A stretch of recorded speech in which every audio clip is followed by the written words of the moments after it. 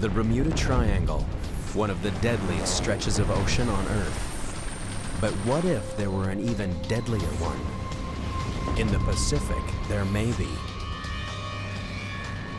Why was this massive state-of-the-art ship suddenly lost with all hands? Nothing could be done to save them.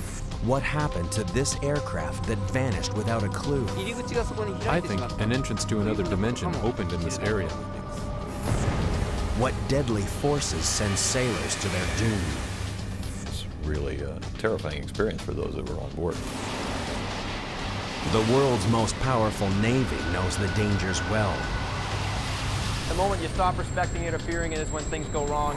Join the search to fathom the Pacific Ocean's deadliest enigma. A quest that takes us over, on, and deep into the depths of the deep blue graveyard called the Devil's Sea.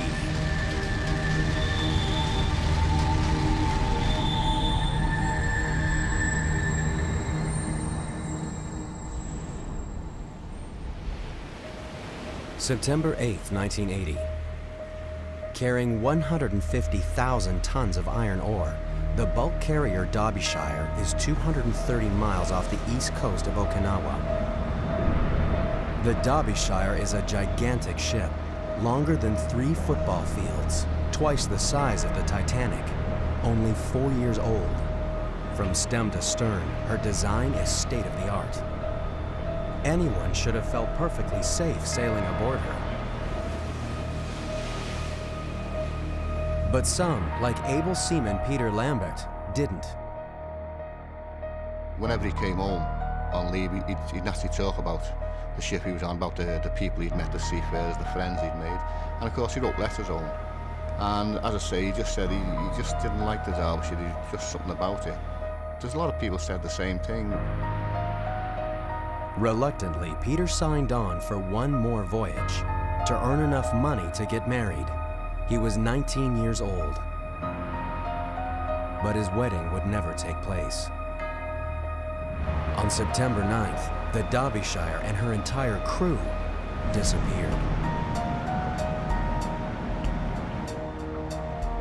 It was the largest British ship ever lost at sea, and no one could explain why. How could this giant ship, crewed by experienced mariners, simply vanish without a distress call and without leaving any trace? Could she be another victim of one of the Pacific Ocean's most enduring and frightening enigmas? To the south of Japan lies a vast expanse of empty ocean. Since the 1940s, scores of gigantic ships have mysteriously vanished in these cruel seas. Many of them were lost without even sending an SOS, leaving no clue as to their fate. But these waters have been claiming victims for centuries. Long ago, Japanese sailors gave this region a chilling name, Manoumi, the Devil's Sea.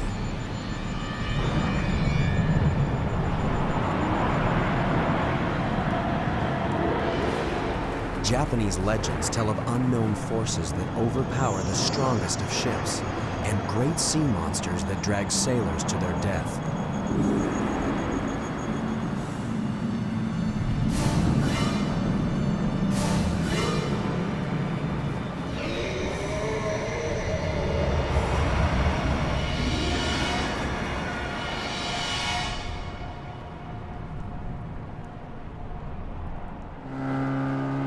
Today, the legend of sea monsters may have faded, but Japanese fishermen still fear the Devil's Sea, even as its rich bounty draws them to risk their lives.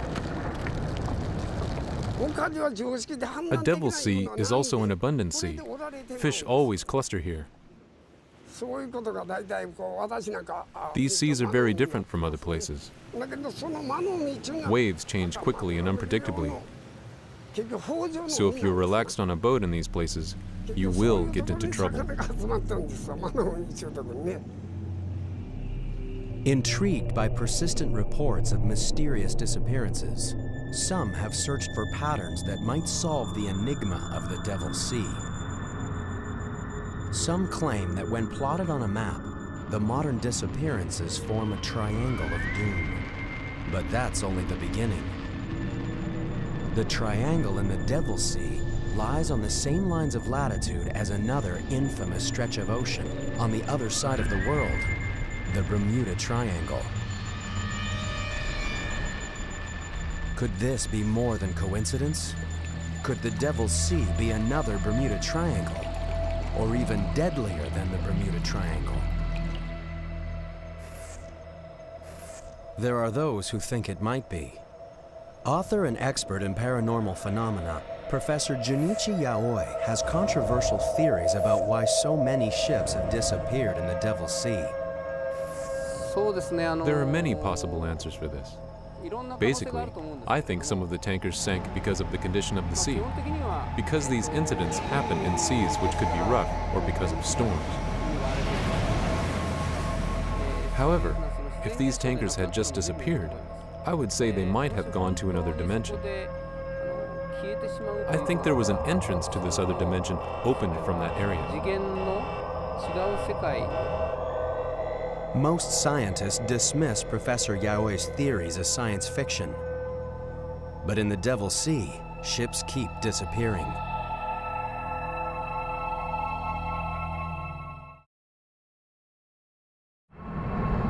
January 2002.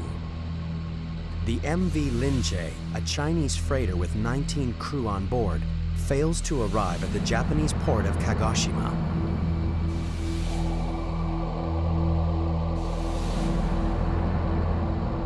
As months go by, authorities are at a loss to explain what has happened to the Linjie.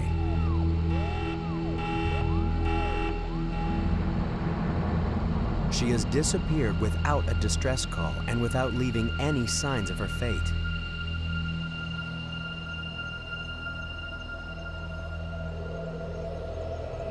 Professor Yaoi has his own theories on what may have happened.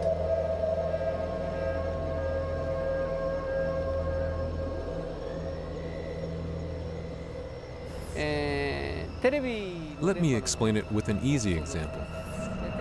Imagine a radio wave. TV programs, such as a drama, a documentary, and news are made in a studio.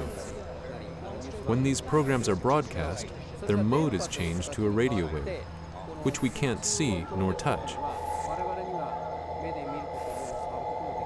So what I'm telling you is maybe the different dimension is here in the place we live, but we just can't see nor touch it.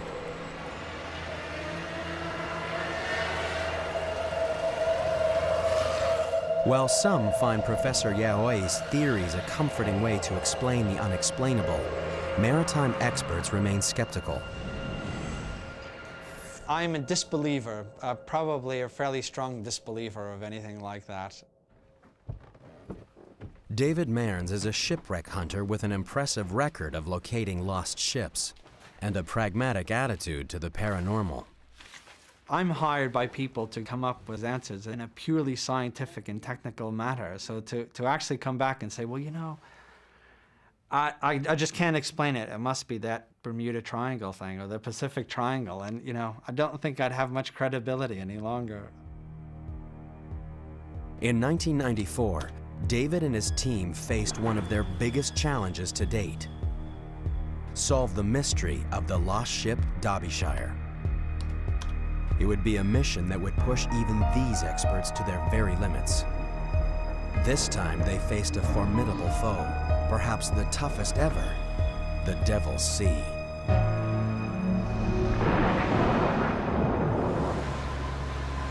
The crews of Patrol Squadron 47 know how hard it is to find anything on this featureless ocean. The U.S. Navy's eyes in the sky are charged with anti-submarine warfare, surveillance, and search and rescue. There's really nowhere in this theater that we can't get to within a certain amount of time. We've always got a ready plane that'll launch within 1 hour. That's always available. So if there's any kind of search and rescue mission needs to be done, any kind of piracy activity, anything that has to be done, BP-47 can get on station as soon as possible. The airmen know this region like the back of their hands. But even they can't explain everything they experience out here. There's been some stories, there's been some rumors about strange things happening on the aircraft. Acoustically, we pick things up that sometimes don't get recorded. You know, we'll hear something that sounds kind of funny. We'll get back, we'll play it on the recordings, it's just not there. Yeah, there's a lot of stories about seatbelts coming uncrossed, hatches opening and closing by themselves in different areas you fly around. In a high-tech, high-risk job like this, it pays to be on your guard. The men and women who fly these unfriendly skies know that it isn't just ships that disappear out here. The skies over the Devil's Sea have claimed their share of planes. One mysterious disappearance more than any other haunts the crews that fly here every day. March 22nd, 1957, 4:48 a.m. A USAF C-97 Stratofreighter departs Wake Island, bound for Tokyo International Airport with 67 military personnel on board.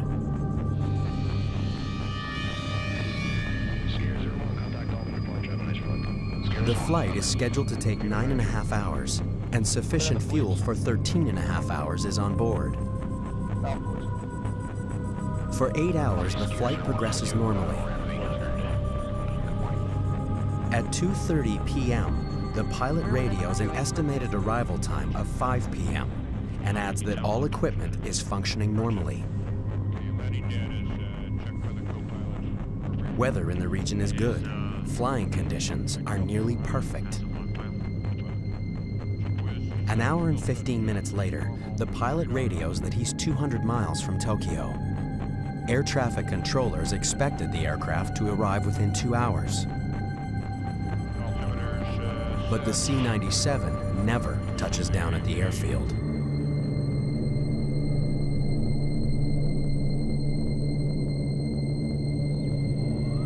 Search and rescue flights scour thousands of square miles of ocean surface, retracing the plane's flight path. They find nothing. The giant Stratofreighter has vanished into thin air. Something in or over the Devil's Sea was powerful enough to wipe the massive aircraft from existence. What could have happened to this formidable aircraft, built for combat, flying in perfect conditions? To this day, no one knows. It remains a mystery and an unknown hazard that the men and women of the military must accept in the line of duty. Normal radar altimeter is 1,000 pilot. The Devil's Sea hides its secrets well. But daring expeditions and groundbreaking research are beginning to reveal some startling answers to age-old questions. Just like the Bermuda Triangle, nothing is ever as it seems in the Devil's Sea.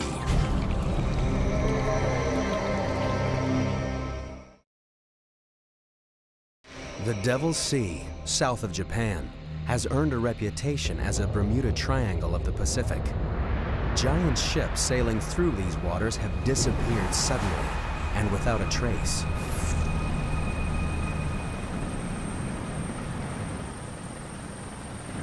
The Japanese Coast Guard report over 2,500 shipping accidents in the waters around Japan every year.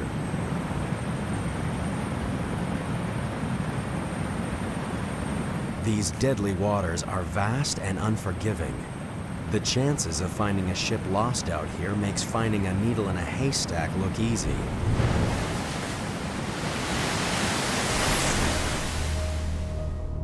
That's why, 14 years after the giant ship Derbyshire was lost without a trace in the Devil's Sea, most believe she would never be found. An official report blamed the forces of nature, and the case was closed.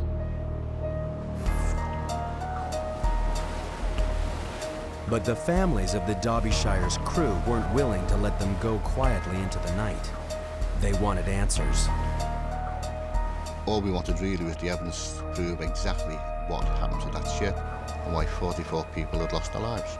We were told the only way we'd get a reopened formal investigation is if we had new evidence, and the new evidence would only be the Derbyshire. And everyone was confident, the shipping industry that is, that would never find that ship. but the families refused to give up.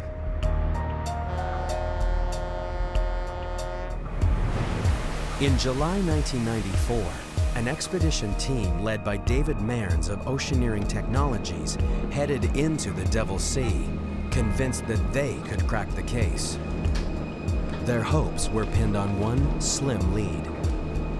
At the time that the Derbyshire was lost, search and rescue planes reported an oil slick not far from her last known position. No one else had really used oil as the primary clue to actually go out and find a ship. So there was some uncertainty at the time about, how big the area could be. Is the oil directly above the ship, or is the oil being set down current, 10 miles, 50 miles, 100 miles? Nobody really knew. But my gut feeling was that it was an excellent marker, and that would lead us to the wreck of Derbyshire. On this clue alone, David Mearns and his team would try to achieve the impossible: find the Derbyshire and lay the mystery to rest. It was one thing to mount a search, but on this vast and violent ocean, the odds of finding Derbyshire were astronomical. The ocean floor lay miles below, and even if Derbyshire was down there was no telling what wreckage may remain 14 years after she was lost. Against these staggering odds, the expedition team placed their faith in a state-of-the-art device: the side-scan sonar towfish. Towed behind their vessel, it would travel along the ocean floor and send back pictures from 2.5 miles below. But these sonar sweeps would also be a race against time. Every day of searching would cost tens of thousands of dollars. The search team had enough money for only 8 days at sea. The sonar towfish descended beneath the waters of the Devil's Sea and began transmitting eerie images from the ocean floor. To the untrained eye, they were a jumble of shapes and shades, but to David Mearns, something stood out. You can see the high is down in the end of that line. We actually started seeing some things that looked a bit suspicious.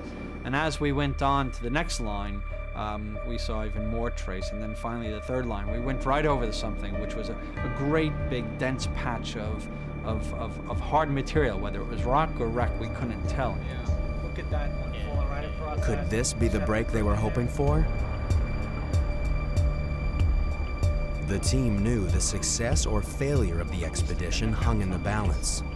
Everything depended on what they would see next as the ship began its second pass. As we were approaching, literally right to the point of the sonar starting to pick up the images, we lost the towfish. Just ping, like that. So this very heavy, double-armored steel cable just snapped. And there goes our $600,000 towfish off the back of the ship, and we knew immediately it was lost. The sonar towfish, their best chance of success, was lying 2.5 miles below on the seabed. Time was running out. Round 1 to the Devil's Sea.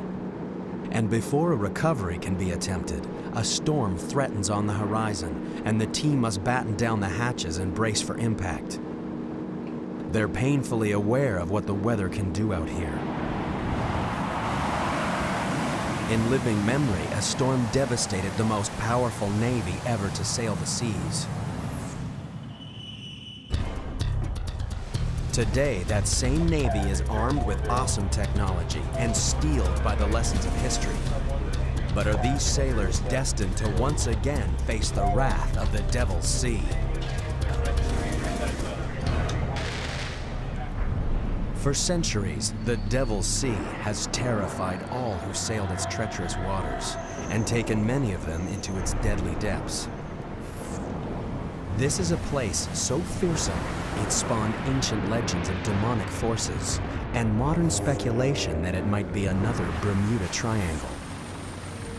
But since the middle of the 20th century, a powerful human presence has cruised its mysterious waters. At the end of World War II, the U.S. Navy 7th Fleet based itself in Japan and has ruled the Pacific ever since. The 7th Fleet sails Japanese waters without fear, at least of any human adversary. But these sailors know that if you drop your guard, the Devil's Sea can turn on you in the blink of an eye. A lot of times you have fair winds and following seas. That's as good as you get. You look out here on the horizon and stuff, we got a nice breeze, sun's shining. You know, if I wasn't in the Navy, I'd probably be out here getting a tan right now. But we could walk out here 4 hours from now and bam, just like that. It seems like the devil's beating his wife. So you never know what's gonna happen. To survive in the Devil's Sea, you have to know what it's about to throw at you. In this danger zone, the Top Guns aren't fighter pilots, but a handful of meteorologists who scan the sea and sky for any sign of trouble. For these men, failure is not an option. The slightest error could take them into the path of danger, and some of the most murderous weather the planet could generate will slam into their ships. It seems incredible that these powerful warships, built to repel the most daunting foes, could be so vulnerable to the assaults of nature. But the Devil's Sea has already shown what it can do to them. A tragedy that still haunts the Navy.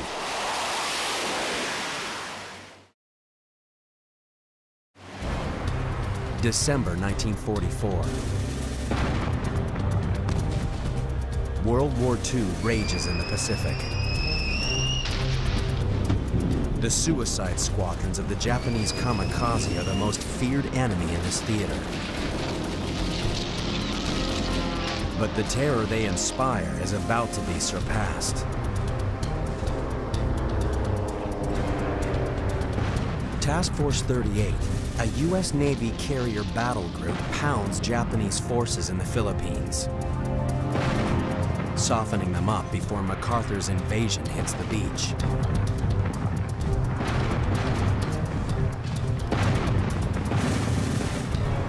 After 3 days of bombarding the enemy, they must break off the attack and steam into formation to refuel.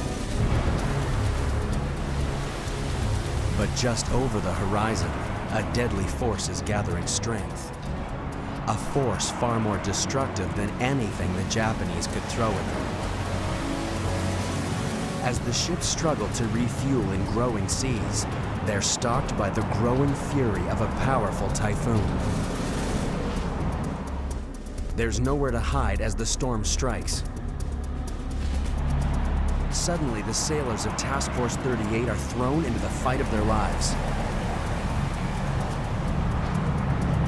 The seas were described as mountainous, very high seas, and of course the ships were rolling and pitching. The wind was between 50 and 75 knots with gusts of as much as 120.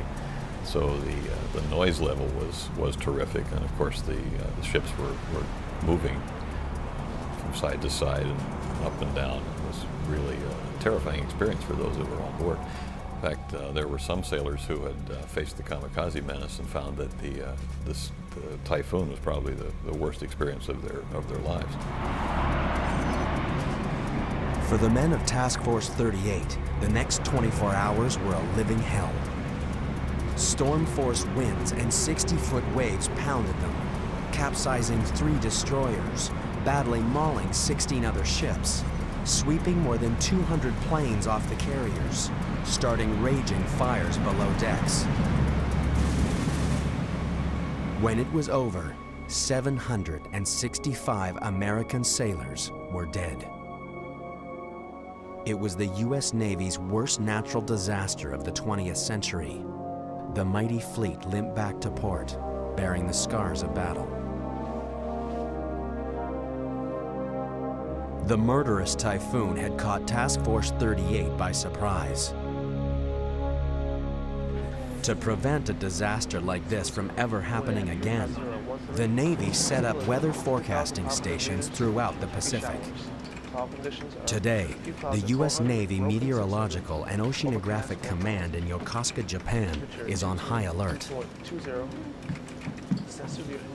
There's a powerful typhoon brewing in the Devil's Sea. This deadly region is a typhoon factory. Its warm waters can generate as many as 30 killer storms in a year. Maelstroms of 200-mile-per-hour winds and waves up to 60 feet high, racing at 50 miles per hour across the sea, devastating everything in their path. Maximum seas associated with the storm at this time are about 28 feet. So we're keeping ships well clear of that area. We're keeping ships well clear of the coast of China, and they're expecting that storm to maintain winds of about 80 knots to gusts 105 knots as it progresses west. When the winds surpass 170 knots, or 195 miles per hour, a typhoon becomes a super typhoon, one of nature's most devastating forces, and a naval forecaster's worst nightmare.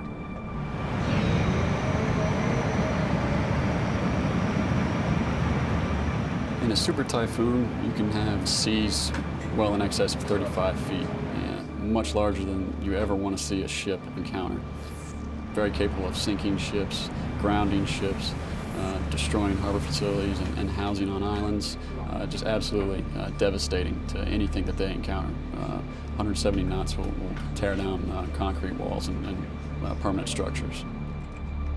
A naval weatherman's job is to ensure that when a meteorological monster like this churns across the sea, one thing that it won't encounter is a ship of the U.S. Navy.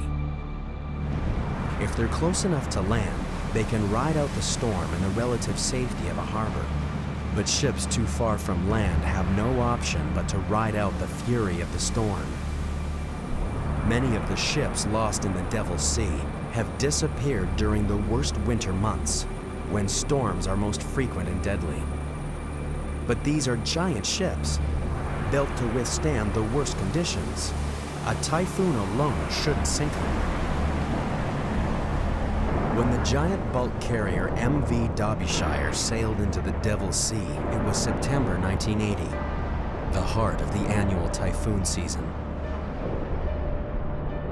At 10:19 a.m. on September 9th, the captain reported that Derbyshire was battling 70-mile-per-hour winds and 30-foot waves.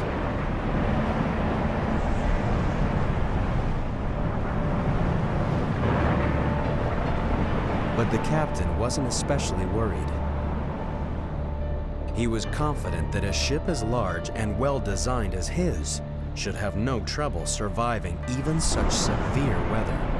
He radioed that their arrival in port would be delayed by no more than a few days. Instead, Derbyshire disappeared without a trace. How could he have been so tragically wrong? Could the answer lie buried beneath the waves?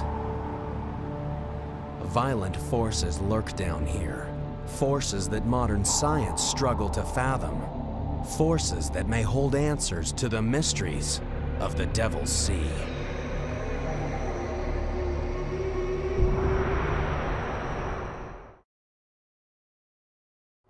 Some call Japan's Devil's Sea the Bermuda Triangle of the Pacific. Ships and airplanes vanish here without a trace.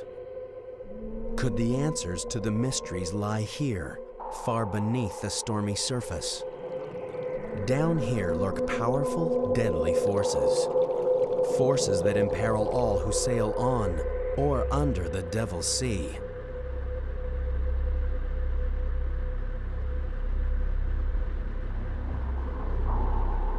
The Devil's Sea has been a watery grave for submariners. It took an especially heavy toll on the submarine fleets of World War II. 1 in 5 U.S. Navy submarines never returned from the sea, and nearly half of the 52 U.S. submarines lost during World War II met uncertain fates. Today, researchers are uncovering the deepest secrets of the Devil's Sea. The Japanese Marine Science and Technology Center regularly send craft into these dark depths. The Shinkai 6500 submersible is the pride of the fleet, built to dive to the bottom of the world's deepest oceans. Marine scientists spend long hours in the inky depths, opening up an unseen world on a scale that is scarcely believable. In some places, the deep rifts in the ocean floor drop 37,000 feet beneath the surface. If the highest mountain in the world, Mount Everest, were to rise from this abyss, it would still be over a mile below the waves. Researchers have only scratched the surface of this undersea world. Could this be the final resting place of the World War II submarines lost to unknown causes? There is no telling what these shadowy depths could hide.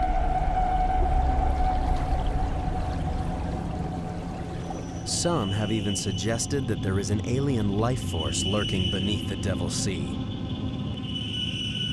One account from a Russian research scientist was widely reported in the paranormal press.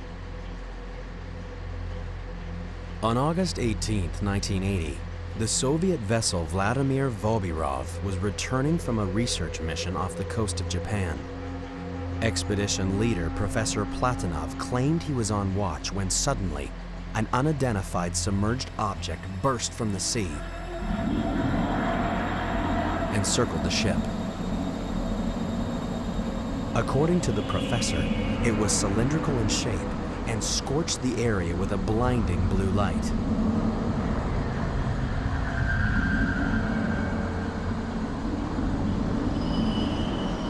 The professor reported that the strange craft was like nothing of this world, an unidentified object that circled the ship for several minutes and then plunged back into the ocean as suddenly as it had appeared. Over the years, others have told similar tales, and the folklore of the Devil's Sea has grown. But there are other explanations for strange objects bursting from the water. Japanese scientists dismissed the notion of an undersea alien life force. To be honest, almost all phenomena are explainable through our knowledge, and I have never seen such a strange phenomenon. So what power of nature could send objects shooting to the surface miles above? One answer can be found at the western depths of the Devil's Sea, where the Earth's molten core threatens to break through the fragile crust.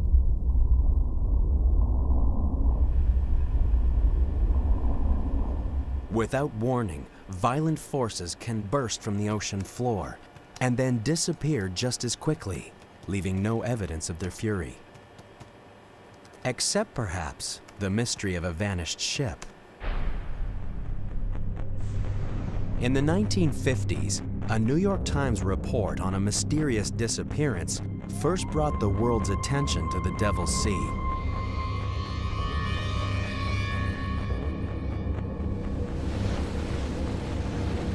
September 23, 1952, the Kayumaru 5, a Japanese Coast Guard research vessel with 31 crew aboard, heads for the Myojin Reef in the Devil's Sea to monitor strange underwater activity. Making good speed, the crew expects to reach the reef in less than a day. But after 3 days of radio silence, the Coast Guard declares the vessel missing.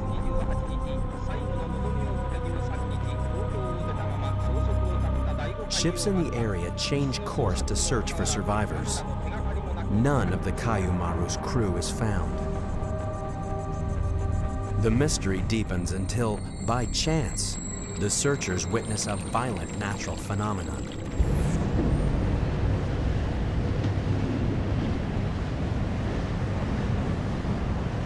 If this had suddenly erupted under the Kayumaru, she would have gone instantly to her doom, with no time even to signal her distress.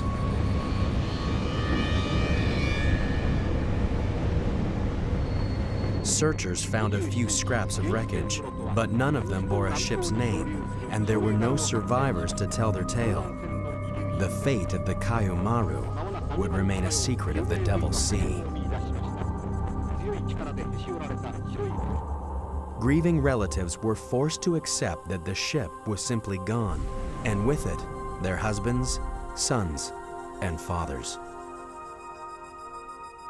The Japanese Coast Guard warned ships to avoid Myojin Reef because of the danger of an undersea eruption, and a legend was born.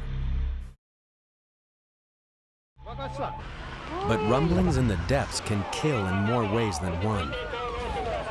When an earthquake strikes Japanese coastal towns, residents run to the hills. An earthquake on the seafloor sends a shockwave racing to the surface. A bulge of water is displaced and moves swiftly through the ocean. This irresistible force is the tsunami, the deadliest of waves. In the open ocean, tsunami waves can travel at over 500 miles per hour. Anyone caught in its path, on land or in a harbor, has no chance. As a child, Takao Suzuki was one of the lucky few when a tsunami annihilated his village. It was terrible. At 12 o'clock, the earthquake struck. A few minutes later, the tsunami came. People tried to escape. The people who died were not so far away from us, but they were killed.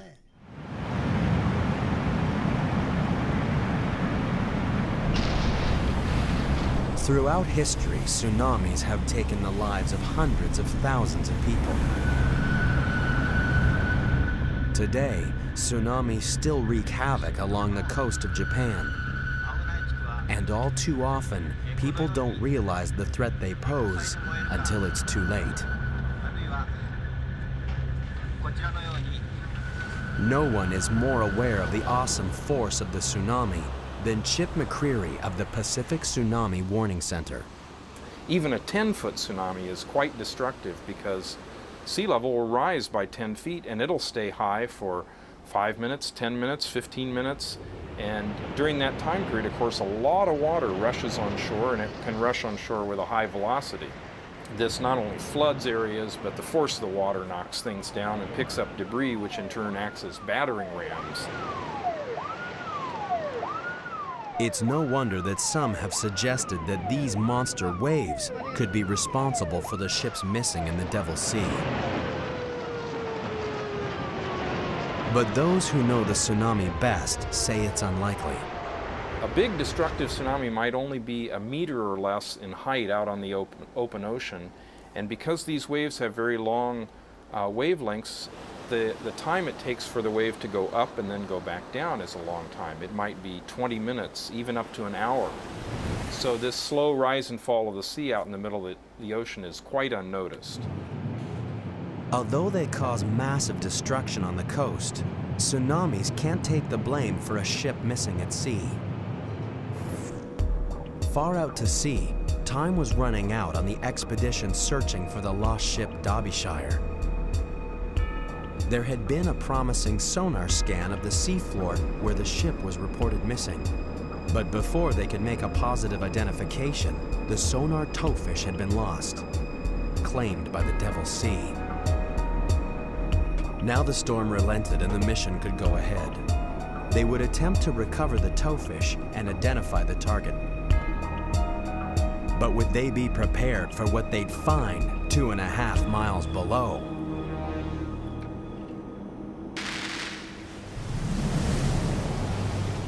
Nothing is safe in the Devil's Sea, thought by some to be the Bermuda Triangle of the Pacific. Ships disappear from the surface, submarines dive to their doom, aircraft vanish from the skies. Some blame unnatural forces, some the forces of nature. There's no doubt that this is one of the deadliest and most mysterious stretches of ocean in the world. And one piece of the puzzle was proving to be frustratingly elusive.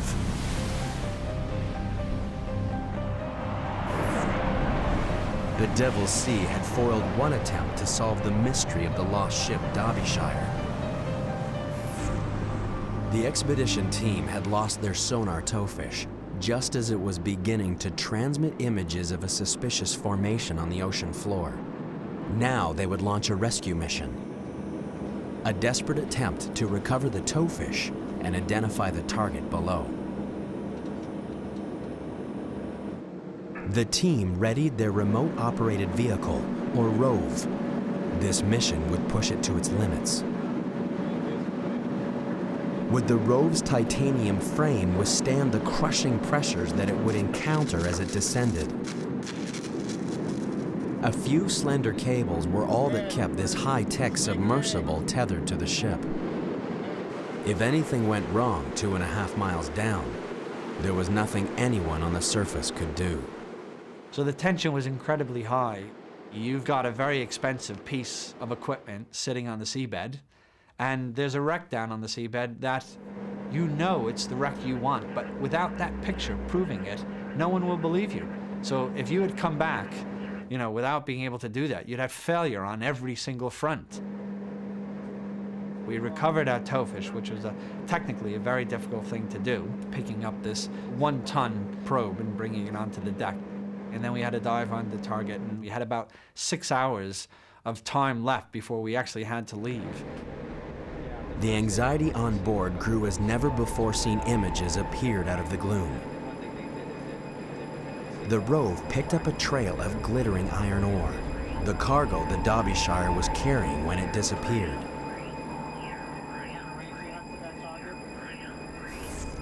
Twisted metal confirmed that the target was a shipwreck. And then, the moment they had all been hoping for.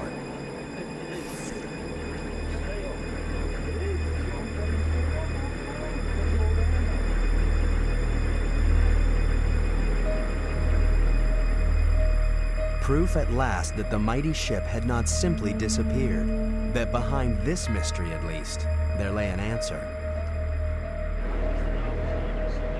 Finding a shipwreck is a fantastic feeling. People had predicted she'd never be found. So, you know, the moment that you actually start seeing wreckage, to be able to see that image is a great feeling.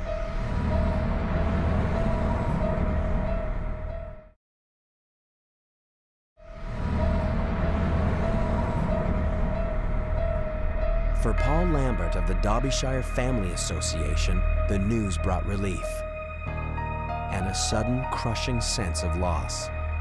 A lot of families at the back of their minds still did not accept the Derbyshire had sank. You know, there's a lot of desert islands in that area, and some of them still felt that the husbands, the sons and daughters were actually on a desert island. We remember those who lost their lives at sea while sailing on the merchant vessel Derbyshire. And when you actually find the ship, then that belief is taken away. So there's a lot of mixed emotions, you know, this sudden reality that, you know, the loved one wasn't coming home. Even though it was 14 years after the ship had sank, they still held on to that belief. Jeffrey Victor Underhill. After 14 painful years, the families of the disappeared had the answers they'd been searching for. Raymond William Taylor. Peter Lambert. Nigel Coates. Against the odds and confounding the critics, David Mearns and his team had achieved the impossible.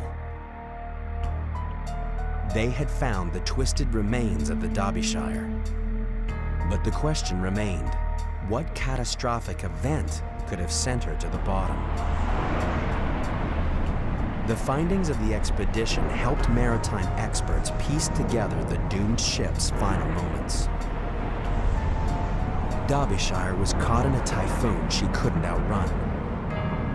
The storm waves were almost exactly the same length as the ship, so as Derbyshire descended down each wave, it pushed her bow into the next one.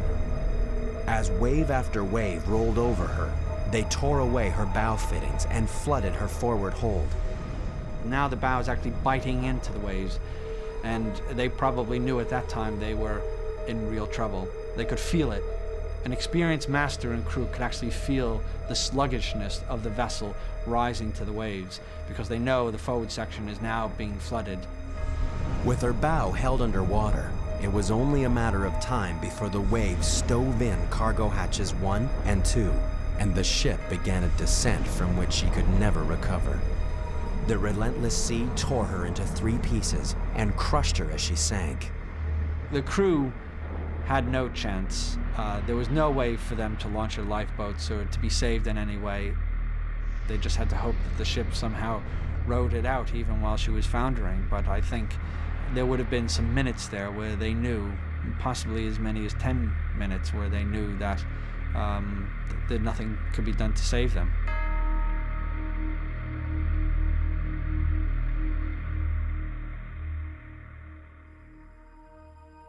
The last act of the expedition was to gently place a memorial plaque on the Derbyshire's foredeck, inscribed with a prayer for her lost souls. Tragically, the Derbyshire wasn't the only ship lost in this way. Just a few years after Derbyshire was lost, her 2 sister ships were also torn apart by storms they ought to have survived because of the same design faults. The Derbyshire tragedy led to improved safety features that are now standard on new ships. But many older ships suffer the very same flaws that led to Derbyshire's demise. For Paul Lambert, the fight is far from over. The mystery of the Derbyshire may be solved, but he won't rest until every ship is made safe. I don't want my brother, Peter, and the other 43 people's lives who have been lost for nothing. And the only way we can do that is to get the recommendations implemented. I want people to remember Derbyshire and for the lives she's going to save.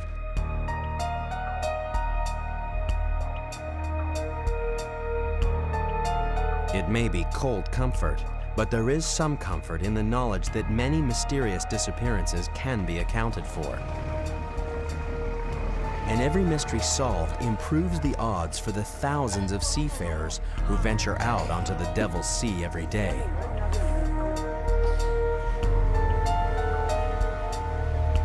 Maritime experts are confident that, eventually, even the most perplexing mysteries will give up their secrets.